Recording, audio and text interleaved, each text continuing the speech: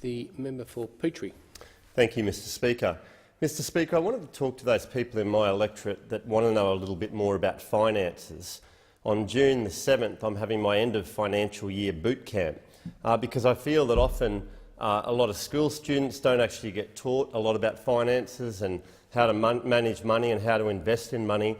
So I'm going to go to the people in my electorate that have been successful in those areas. They may talk to you about superannuation, they may talk to you about tax rates, they may talk to you about property investment, whether it's positively geared property or negatively geared property, and they'll also talk to you about shares.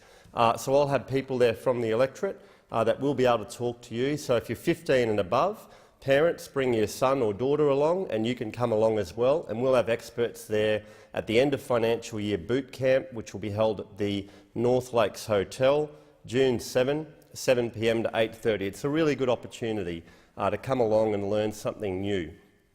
So please get along. Mr Speaker, I also want to talk a little bit about the Brisbane City Council side of my electorate. We've been investing heavily in that area in infrastructure as well as sporting groups and local community groups. And I want to thank the hard-working people in those suburbs for what they do as well. The people down at the Brisbane Downs area of my electorate who are employing people and the men at the men's shed that have been involved with my Green Army projects in the past, making different cutouts and things for that. But the government has been investing in sporting clubs in that area because we know that a healthy, active society is great for taxpayers because we have less to spend on the health budget, even though we're investing heavily more in that area each year as well.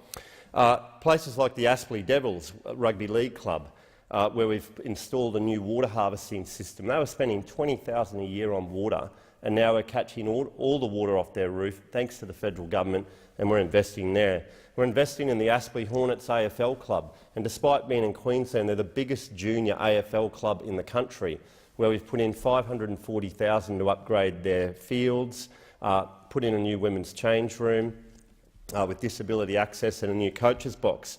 We've also got the Aspley Bowls Club, solar for their roof, and more recently a grant to ensure that shade covers are put over one of their greens. And I want to thank them for their contribution and fighting so hard for that at Aspley Bowls.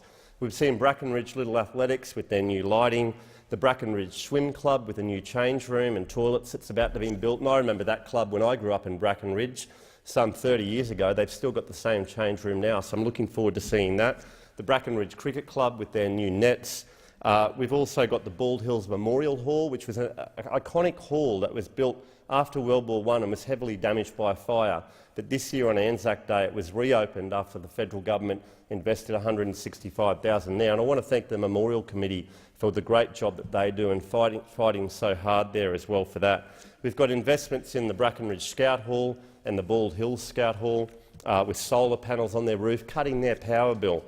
And we've also got massive investment in infrastructure with $1 billion on the Gateway motorway, which will hopefully be finished at the end of this year. I know there's a lot of work to do, but should be finished. In this year's budget, we've seen $390 million in rail for Sunshine Coast Rail to help the people in North Lakes and so forth to get more people heading to Brisbane off the freight line and onto passenger rail.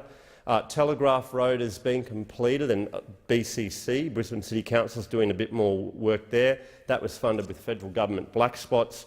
I'm also fighting for Linkfield Road because we know that the state Labor government is going to whack another 2,000 people into the Castledine urban village, and they're not spending anything on infrastructure. So I've written to the state Labor minister to say, make sure you upgrade Linkfield Road. We need Linkfield Road upgraded urgently. Don't go whacking 2,000 more people into Castledine and don't invest in infrastructure.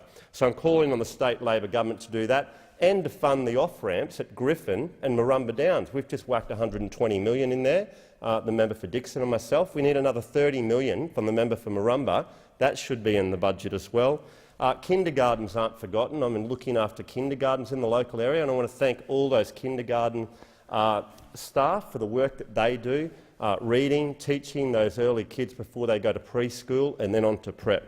So, Mr Deputy Speaker, I just wanted to touch and talk to the people in the Brisbane City Council. We haven't forgotten you. I, as your federal member for Petrie, am fighting for you every day, and we can only do this because of our jobs and growth mantra. We're actually delivering new jobs, which is delivering record investment in taxes and helping the taxpayer. Thank you.